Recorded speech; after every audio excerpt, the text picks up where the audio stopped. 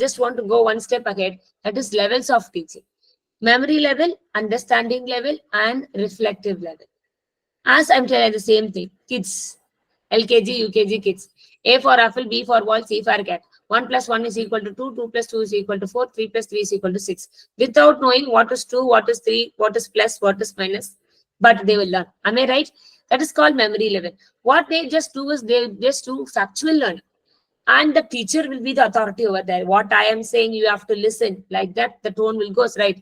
So memory level of teaching, they do rote learning. That was proposed by Herbert. That is called memory level. So whenever we do teaching aptitude, as being a teacher, put yourself in the mode of teacher and then do things. That will work out a lot, right? This time in examination, right, many questions are like application-oriented question, not like asking teaching tools. Those things does not come. See, in this time examination, we had questions like, what are teacher-centric? What is the difference between traditional methods of teaching and modern methods of teaching? Like that, real-time application-based questions we have got, right? Right. So, what do you mean by understanding level? Have you seen in classrooms? Since at some classrooms, teacher and student both will be at the same level. Means that teacher will be also giving a topic, student will be understanding and do discussion with the teachers. They'll be doing discussion with the teachers, right? Teachers will be asking questions to make the students to talk. That is called understanding. Only when they understand, they can get up and talk. Am I right? So understanding, where teacher will act as a facilitator. Facilitator. Understand learners, we are all moving towards higher education. There are learners who are here. You will be, what is that? Next going to be an assistant professor in college, right? What students that we get in the next upcoming generations, technically they will be very clear, sound and clear. They'll be very sound and clear. More than us, they'll be able to know. In some of my classes, right, I ask them to check their web and ask them to immediately answer the question. Immediately they will check. When I say something, immediately they will check and say, ma'am, why not this? As I used to teach computer science, right? They will be having the editor online. Immediately they will check and say, ma'am, why not this? Why not that? Please kindly verify. Please kindly tell us the correct. Like that, they will use to ask questions. So they'll be very, very smart enough in the classroom. We need to be a facilitator, able to guide them properly. So try to understand in the upcoming future, we cannot able to give them instruction, or that is not possible, because we have to be a very good facilitator. Needs to be a facilitator means we should be very clear with the concept. So at the understanding level of teaching, students also will talk. Okay, where that will be student centric of learning and teaching will be there. Reflective level, PhD scholars are there, right? PhD scholars are there, where it is solely of student centric. Student have to think, get the question, brainstorm, analyze something, get the research papers. Again, we have to look at all based on student centric. Am I right? We'll go to guide. Guide will say, come with a problem. We'll go with a problem. They will ask some questions. Again, we'll go brainstorm. Again, we'll go. So what we will be doing is more critical thinking. Highest level of teaching will be done. Highest level of learning also will be done at that stage. So memory, understanding, reflective level. Proposed by Herbert, Morrison, Hunt. Memory level means rote learning, factual learning. Understanding means where whatever we have learned in memory level, just we will able to connect things. That is understanding level. Reflective means one step more, I will move further and I'll be doing critical thinking. Am I clear? Yes. Next one, we move to the objectives of learning. Psychomotor means what? Skills, hands. So head, heart, and skills. So head, heart, and hands. With these three only, we are going to teach our students, and the learners also will learn in that aspect. They will learn in terms of head knowledge level. They learn some in terms of heart, that is emotional level, and they will learn or teach in terms of skills. For a teacher, right? We are all teachers. We need this. We need this. That is ask. One of my great professor, they used to say, for a teacher, this is the quality. Can you please tell me what is this quality? Can you please tell me what attitude relates with what? Your affective domain. Attitude, okay? Your attitude. reflects to your affective domain. Skill reflect your psychomotor domain. Knowledge reflect your cognitive domain. If you want to be a very good teacher, you have to be attitude level, you have to be very good. Skill level, you have to be good. Knowledge level, you have to be good. Even though you have a good knowledge and good skill, if you don't have an attitude of sharing things to your students, then it is hard. This was being taught to us from the very old, I mean, what's that? Senior and aged, experienced professor, right? If you have skill, okay, good. Knowledge, good. But no attitude of sharing with our students, right? Then it will be very hard, right? So this is related to this captain. How cognitive affective domain. How, ma'am, this will be asked in our examinations. Cognitive, it talks about head, I told you. So we have this mnemonic, you can remember, KCA squared and SC. What is this KCA squared? Knowledge level, comprehension level, apply, analysis, synthesis, and then evaluate. So when I am being a learner, right, I have to learn first knowledge level. What is what I have to learn? Then I should able to understand, and then I should able to apply, and then I should able to analyze, synthesize, and evaluate. You can ask me, ma'am, what is this analyze and apply and all? Have you seen 7G Rainbow Colony film? In Yes, Tamil, ma'am. we used to have 7G Rainbow Colonies, right? In that film, that heroine will take that hero to assemble it Assembly. again. Yeah, that is the concept. Whatever he knows, he should able to apply, and whatever he should, when it is dismantled, means he has to able to assemble it again. That is the concept of appliance analysis. Analysis. Am I right? Am I clear? And then you should able to synthesis, and then you should able to evaluate things. Am I clear, Lanis? Yes, ma'am. Clear. That has been changed, mildly changed by student Anderson and Crothwell by just interchanging these two places, evaluate and create. This all talks about, right, knowledge. That is cognitive domain. That is cognitive domain. Am I clear? Very good. Next one, we move to affective domain. So as being a teacher or as being a learner, first I'll tell in terms of teacher. Being a teacher, we need to have this affective domain. What is this affective domain is? Take an example. My daughter is there. I used to give this example only. My daughter is there. Here I'm here myself. Okay. If my daughter says something to me, I have to receive. Or you can also have your the teacher is there, and you can also have your student. If your student says something to us, we have to receive, okay, and we have to respond, value, organize, and internalize that values. Same thing applied to students. If I'm being a teacher, I'm telling to boys, the boys has to receive, the boys or girls, students has to receive, and they have to respond actively. If I ask question, you're all responding, right? You have to respond, and you have to give value. There are some classroom students will not give value to a teacher, right? That should not be there. The value should be given, and prioritization should be there. Okay, and then internalize. So whatever has been taught, it has to be taken into our mind. Again, I'm telling this applies both to a teacher and also to a learner. Both to a teacher and also to a learner. Take in terms of teacher. I being a teacher, okay, my student come and talks to me. I have to receive, I have to respond, I have to value him, I have to organize whatever he is saying, and I have to internalize whatever he has told. Am I clear? So that is called affective domain. Next, and this affective is nothing but what called attitude. It is nothing but attitude. It relates to heart. It relates to heart. Am I clear? Next, we move to psychomotor. Psychomotor is skills oriented. This is regarding skill oriented. I will give you a better example. Again, I'm telling myself and my daughter. My daughter started learning skipping at the age of some 7 or 8. She started learning skipping. Okay. So I skipped and I showed her this is how you have to skip. I taught her. Okay. I taught her. What she did, she immediately started imitating how I did. First point. Then slowly what she did is she manipulated her style. How means I used to skip forward. She started to skip backward. So what she has done, she manipulated. She changed the way of skipping in backward.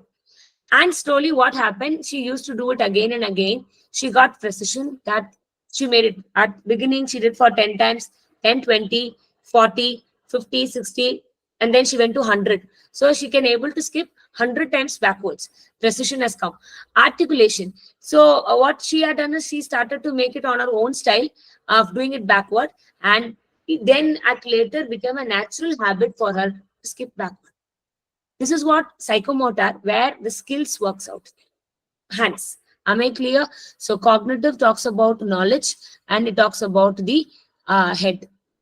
Affective domain talks about this attitude. It talks about the attitude, and it talks about heart. And psychomotor talks about the skills, and it comes from a hand. Am I clear? From this only we can get questions from what are all these particular point, and this you can remember by IMPAN, impan, mnemonics. So whenever you have such kind of things, try to form mnemonics and you can store. Okay, right. Next I move to very, very important terms of teaching, so that I can move quick. It is 5:47. I have to quickly complete many concepts. Gene Piaget's important theory, cognitive development. Schema, assimilation, accommodation, equilibrium, egocentric. What do you mean by schema? Schema is nothing but what called? It's a template. It is a template. Okay. Have you seen children? Children will have a schema with respect to dog. If a child sees a dog, right? Dogs have many varieties.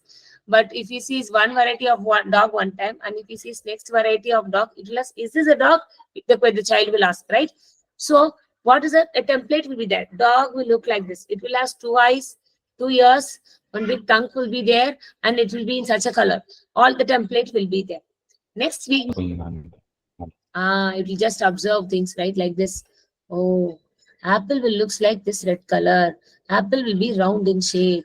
Okay, this is what apple stores in his mind. But next time what that child will do is, first time it sees apple, it stores in mind, it was what apple. But next time it sees orange. Orange, not orange. It sees green apple. It sees green apple. What it will does? This time it has seen red color apple. Next time it has seen green apple. At that time what will it say? No, it is not an apple, because apple looks in green color, but this looks in green color.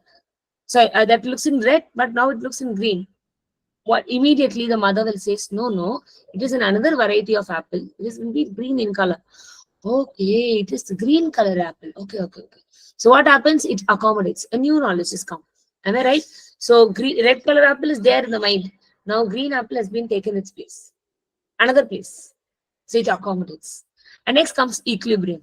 So it should be able to understand, okay, this is what green apple looks like. This is what red apple looks like. So there is an equilibrium between things. Am I clear? Am I clear? So this is what the things Gene Piaget talks about, the cognitive development of a child. Is very important cognitivist theory who gave cognitivism. Okay, we have so many things inside. We have behaviorism, we have cognitivism, we have constructivism, social learning theory. We have so many theories are there. I'm just giving you the important. Clear? Egocentrism. Have you seen children between age? We have 4 different ages. That is SPCF. That is sensory motor, pre-operational condition, concrete, and formal. 4 ages are there. 0 to 2 is sensory motor. 0 to 2 years of old. They used to, oh, this is what ball, this is what toy, this is what the food. Like that, it can able to remember the object. That is small child memory. Will be like that. Next one is pre-operational. How many of you have children at home between 2 to 7 years old? They will never accept whatever we say. They will stand in their one point and say, I am right, you are wrong. This is what they used to say, right? That is called egocentrism. That is what called egocentrism. Yes, clear? Right. And then slowly move to third is called concrete. Concrete is below above 7 to 11. That can be a childhood who is doing 3rd standard, 4th standard, 5th standard, 6th standard. They will try to understand what other people is saying. They will try to accept other points view also at some cases. So that is concrete operational. And then formal operational period. That is 11 and above. 11 and above, where they'll become an adolescent, where we have 2 terms called adolescent and we have another term called adult learners. Adolescent is between 11 to 19 and above 19 we call it as adult learners. Adolescent learners, see, they'll be that teenage, right? The teenage, they'll be very vigorous and they will be very wanted to do things. They want to show off, like, I am doing this, I am this, like that. The college first year students will be like that, right? Adolescent learners. So that and all comes under this formal operational stage. These are the 4 stages proposed by Jean Piaget with respect to the cognitive development. As we change, right, with respect to age changes, that was proposed by Jean Piaget. Next one, we have another social cultural theory. I'm just giving you the important theories, learners, so that I can move and cover all the important concepts. 1 minute. Okay, so quickly I'll go, okay? Okay. If I'm going fast, please kindly let me know. Scaffolding means, have you, how many of you know cycling here? How many of you know cycling here? Okay. Father, what used to do?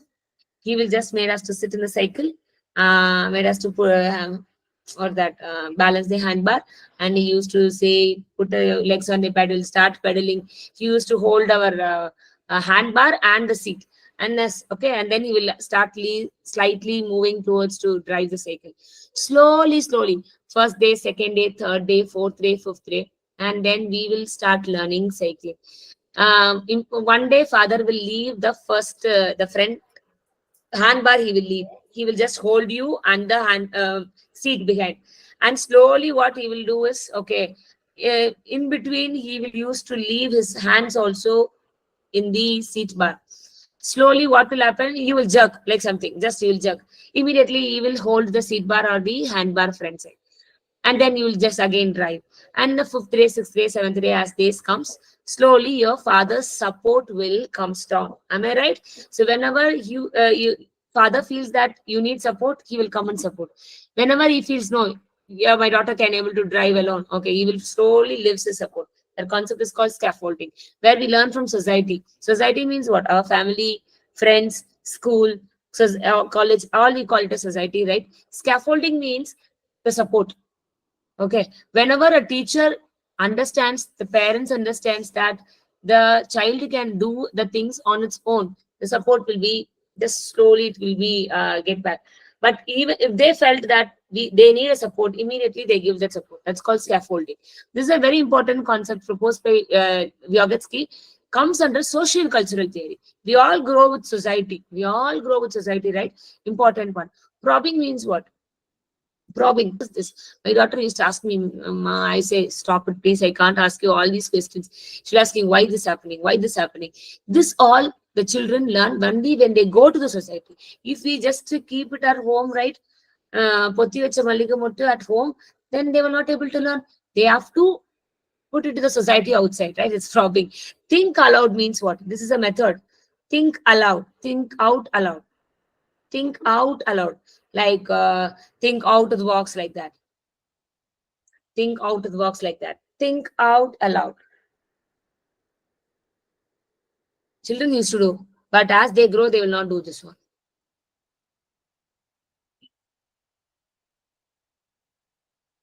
Children used to do, but as they grow, this quality will be just getting down. What does that means? They have to be allowed of what they think. They have to able to represent outside. That is, think out aloud.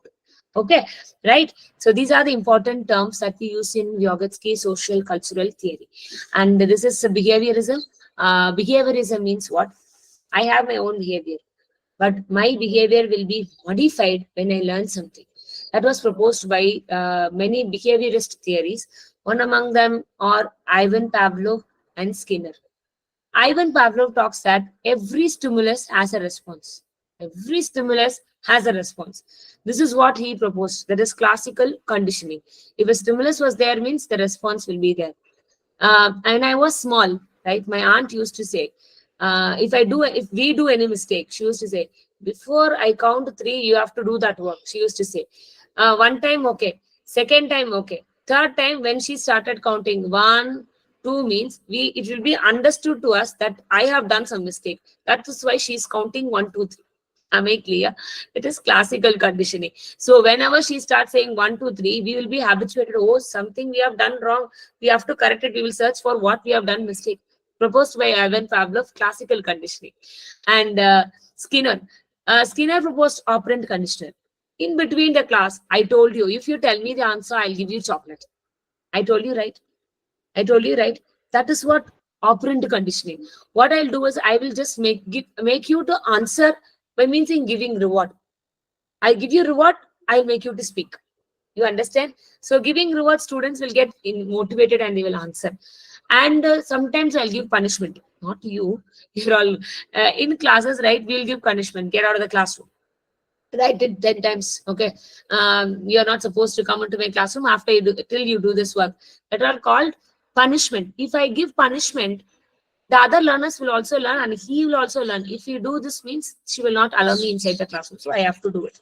Other will learn. If we do this means then we will also has to do this punishment. So let me know do this. That is operant conditioning proposed by Skinner.